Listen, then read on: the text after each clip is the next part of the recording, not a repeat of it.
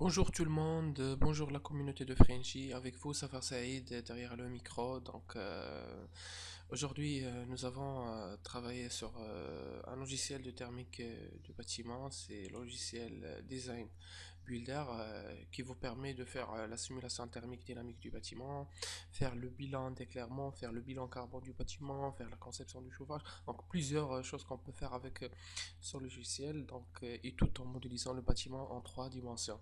Donc avant de commencer, je voudrais bien remercier Design Builder Maroc, le représentant officiel de Design Builder au Maroc pour leur soutien. Donc si nous revenons sur l'interface des logiciels, donc après avoir installé Design Builder, vous utilisez pour la première fois. Il vous affiche ces projets qui sont déjà des templates. Vous pouvez les utiliser pour apprendre. Sinon, vous pouvez aller directement sur Fichier, Nouveau projet. On va lui donner le nom, par exemple, le nom démo.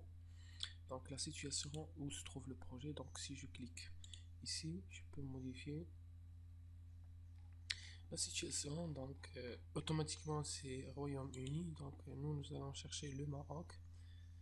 Je clique ici et je cherche, par exemple, le projet se trouve à Rabat, par exemple. OK.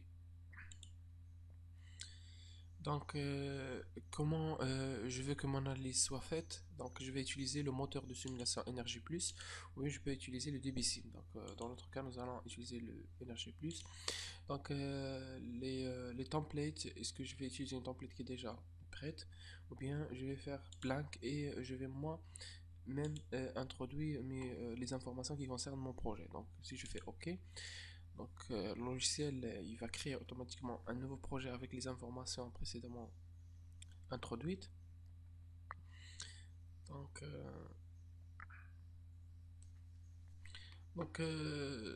pour la première fois, attendant le démarrage du projet. Donc, le projet, c'est démo. Démo, il se trouve la localisation. Donc, c'est prédéfinition de localisation à pas salé, localisation du site, détail du site. Donc, tout ça, on peut les modifier. Je clique ici et je modifie les informations. Heure de changement, par exemple. Utiliser le changement de l'heure. Donc, par exemple, au Maroc, on peut faire un changement de l'heure, sinon on reste sur les informations que le logiciel nous donne. Donc, là, nous allons modifier le fichier météo après. Nous avons les informations de la région, comment est la région, est-ce qu'un site isolé, typique, et toutes les informations concernant les conditions météorologiques de la région. Donc si je reviens sur schéma, le logiciel il est très structuré. Donc nous avons le site, sur le site on peut avoir plusieurs bâtiments. Donc si je viens ici, j'ajoute un bâtiment, je donne par exemple mon bâtiment, ce sera un bâtiment de bureau par exemple, je fais OK.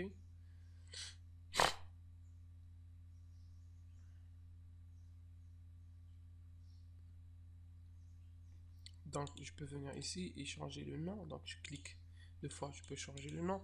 Donc de le bâtiment, je peux ajouter des blocs. Donc je fais OK. Donc ce sera un bloc de bâtiment. Nous allons voir les autres blocs. Ils vont nous permettre de faire comme. Euh, Bâtiment avec extrusion, avec une hauteur de 3 mètres par exemple. Une hauteur de 3 mètres, je peux venir ici. Donc faire un bâtiment par exemple,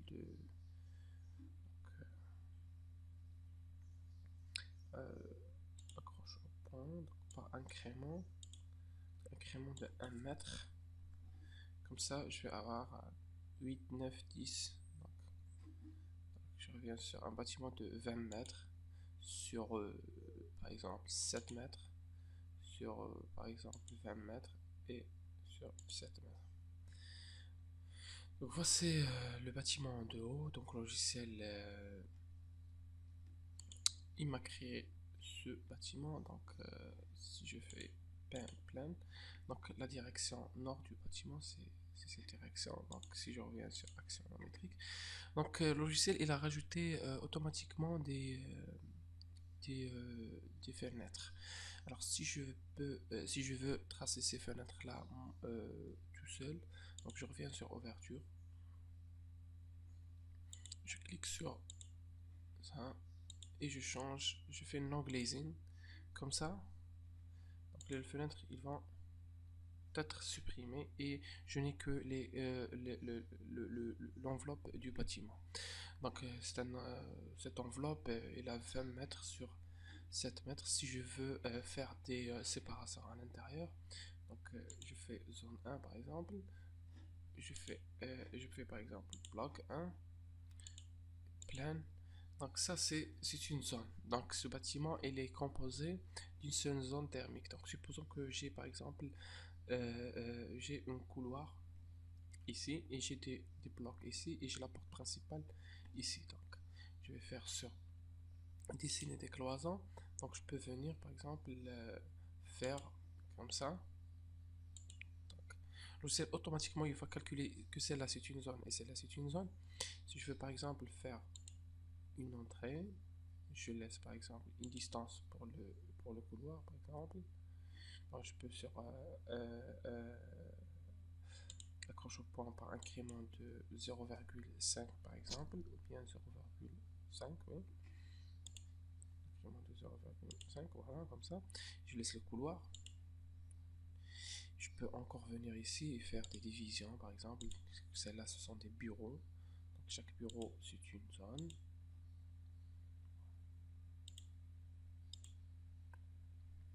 Je peux venir aussi faire comme ça. Donc, le logiciel, automatiquement, il calcule la contiguïté. Et comme je peux faire comme ça, par exemple. Celle-là, c'est une zone et celle-là, ce sera une autre zone. Donc, et là, c'est la porte principale, couloir et quelques bureaux. Donc, ceux-là, ce sont mes zones. Donc, si je veux, par exemple, tracer des fenêtres pour chaque zone, qu'est-ce que je peux faire? Donc, par exemple, sur zone 4, sur cette partie-là, je veux faire une fenêtre. Donc, je pars sur la zone 4. Donc, ce signe-là, ça veut dire que ce bâtiment, le plancher bas, il est adjacent au terrain. Ça veut dire que c'est un plancher bas sur sol. Donc, je reviens sur le mur. Donc, je fais plein, axonométrique. Voilà, c'est le mur extérieur, c'est ce mur-là. Donc, l'angle que fait la normale avec la normale sur ce mur-là avec la direction nord, c'est 0. Donc je vais avoir une fenêtre qui fait par exemple 1 mètre de hauteur sur 2 mètres de largeur. On allège 1 mètre. Donc je peux venir tracer des lignes de construction. Donc ils vont me permettre par exemple de faire à partir du coin du local. Donc je peux aller à 1 mètre. Je peux monter par exemple 1 mètre. Comme ça c'est le coin. Et je vais faire par exemple dessiner une fenêtre. Donc cette fenêtre ça sera un rectangle. Un rectangle qui peut commencer par exemple donc je change voilà. Donc je peux venir ici et faire par exemple de faire 2 mètres sur 1 mètre. Donc je fais 2 espace 1. Comme ça j'aurai une fenêtre qui a 2 mètres sur 1 mètre et je peux revenir et supprimer ces lignes de construction. Donc facilement comme ça. Donc je peux faire supprimer et supprimer. Donc j'ai une fenêtre sur cette zone là. Donc, je reviens sur au niveau bâtiment. Voilà, voilà la fenêtre. Et si je reviens sur plein du bloc 1, voilà, j'ai une fenêtre ici que j'ai tracée. Donc la fenêtre dont je viens de tracer se trouve ici. Donc par exemple si sur cette fenêtre j'ai une casquette, supposons que j'ai une casquette sur cette fenêtre là. Donc j'ai une casquette comment je peux la tracer? Donc, nous allons rajouter un bloc, mais cette fois-ci, ce ne sera pas un bloc de bâtiment, mais un bloc de composants. Voilà, un bloc de composants que je peux venir, par exemple, tracer.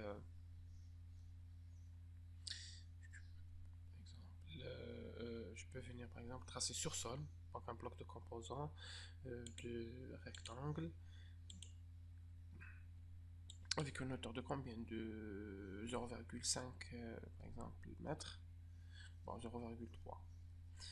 0,3, donc je fais comme ça. Ce sera un bloc de composants rectangle. Donc, je reviens au nouveau bâtiment par exemple. Voilà.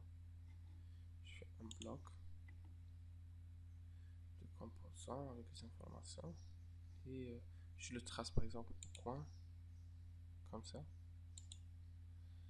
Voilà. Donc, et je peux le déplacer comme je veux. Je peux venir par exemple ici, cliquer sur le bloc de composants et le déplacer. Donc, ici par exemple, je peux zoomer un petit peu. Donc, je fais déplacer ce coin vers ce coin là. Donc, la différence entre les blocs de composants et les blocs de bâtiment, c'est que les blocs de composants n'ont pas de construction. Donc moi, j'insère ces blocs-là seulement pour avoir l'ombre qu'ils peuvent porter sur le bâtiment et sur les constructions du bâtiment. Donc je peux ajouter comme je veux. Par exemple, supposons que je vais revenir par exemple sur l'ouverture et je vais changer la disposition des fenêtres. Comme ça, j'aurai des fenêtres. Donc par exemple 20% des fenêtres, 1 mètre de hauteur. Je reviens sur schéma. Donc voilà, le logiciel il a ajouté automatiquement des fenêtres pour moi. Comme je peux venir par exemple supprimer cette fenêtre là, sachant que là il y aura la porte. Voilà, je vais rajouter la porte après. Donc supposons que mon bâtiment en étude c'est celui-là. Et à côté de ce bâtiment, j'ai un bâtiment qui est ici. Donc mon bâtiment ne se trouve pas en site isolé. Donc j'ai un bâtiment qui se trouve ici qui peut porter ombre sur ce projet, sur mon projet. Et j'ai la forme du bâtiment, la distance et tout. Donc je ne suis pas obligé de modéliser ce bâtiment-là, mais de faire tout simplement un bloc de composants qui a une hauteur, par exemple, c'est la hauteur du bâtiment. Donc, sachant que, par exemple, le bâtiment, il fait 10 mètres de hauteur. Et j'ai sa forme. Sa forme, elle est rectangulaire, par exemple, comme ça. Voilà. Je peux le tracer. Je peux tracer encore le bâtiment qui se trouve, par exemple, devant. Comme ça. Comme ça, si je reviens sur visualiser, je peux voir l'ombre qu'ils peuvent porter ces deux bâtiments sur mon projet. Donc, je fais montrer les ombres. Donc, c'est trajectoire du soleil. Voilà. Donc, bah, si je change la journée, je fais par exemple février. Voilà. Donc, ces deux bâtiments, ils portent ombre sur mon projet à 7 heures. Donc, le logiciel, quand il va faire le calcul, la simulation du besoin de climatisation et de chauffage, il va prendre en compte l'ombre que peuvent porter des bâtiments qui se trouvent dans l'environnement du projet là. Donc si je reviens sur éditer,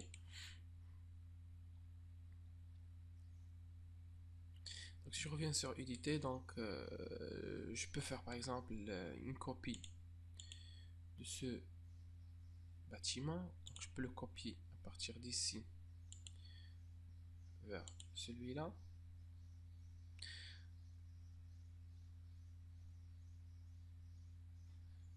Je vais supprimer ces deux blocs.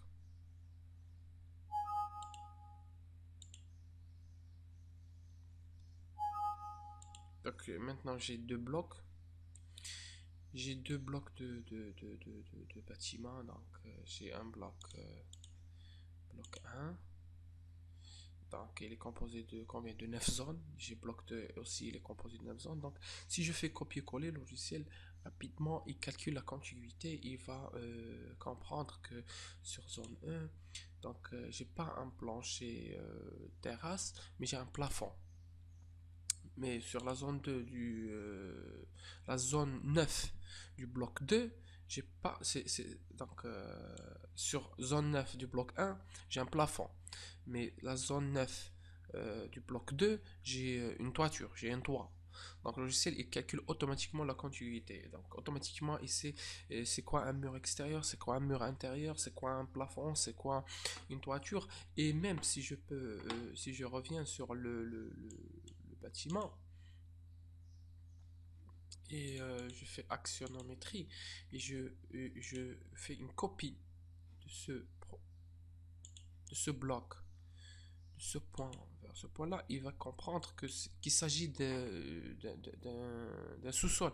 Donc automatiquement, il va supprimer toutes les fenêtres et il va supprimer toutes les fenêtres et pour la contiguïté, il va calculer que par exemple, que les blocs, que ce bloc, les murs, ils sont, par exemple, pour la zone 1, les murs, ils sont adjacents au terrain. Donc, les murs et même le plancher bas. Donc, ce sera un plancher bas de sous-sol sur sol et des murs qui sont adjacents au terrain.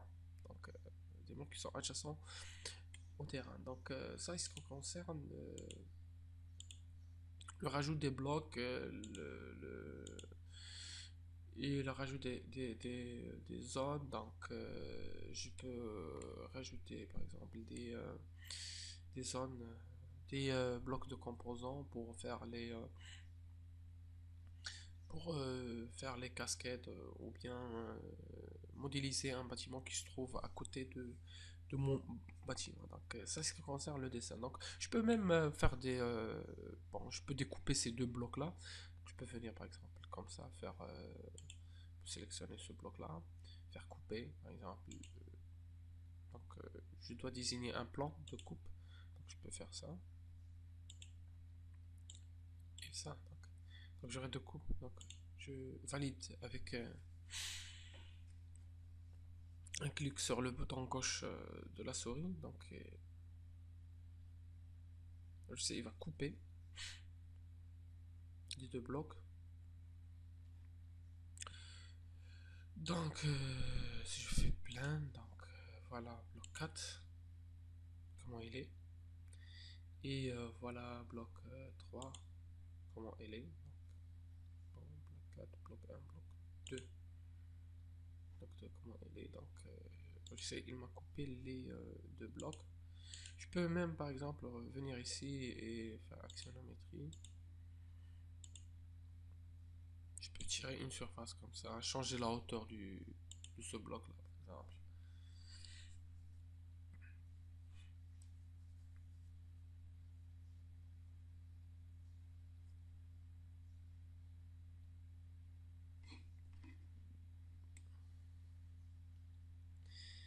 Donc, aujourd'hui, c'était une présentation du logiciel Design Builder, les fonctionnalités que moi je peux dessiner les blocs. Donc, il y a plusieurs méthodes. Donc, sur visualiser, je peux visualiser le bâtiment. Donc, nous allons dans des prochaines vidéos parler de la texture, des couleurs, des constructions, du tout. Donc, nous allons voir toutes les possibilités pour créer un bloc, par exemple. Comment je peux créer un bloc. Donc, si je reviens sur mon bâtiment, je vais créer un bloc. Donc, je peux avoir un bloc de composants. C'est un bloc où on n'a pas de. C'est un bloc qui n'a pas de construction.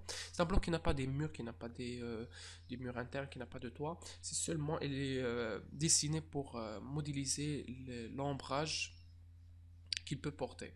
Donc, un bloc de bâtiment, donc c'est un bloc qui peut être c'est un bloc d'extrusion, un mur incliné, toiture inclinée. Donc, je fais extrusion et je fais par exemple 3 mètres, polygone par exemple,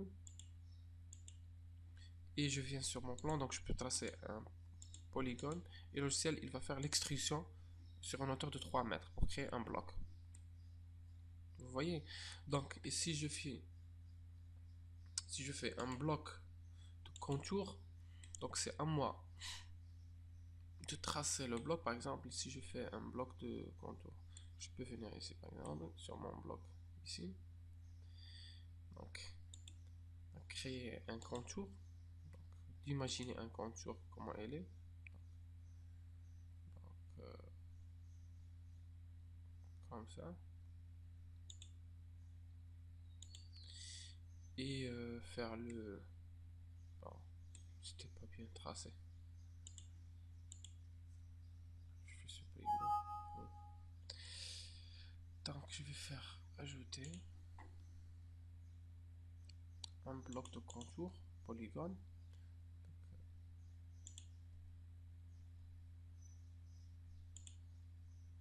Voilà, voilà.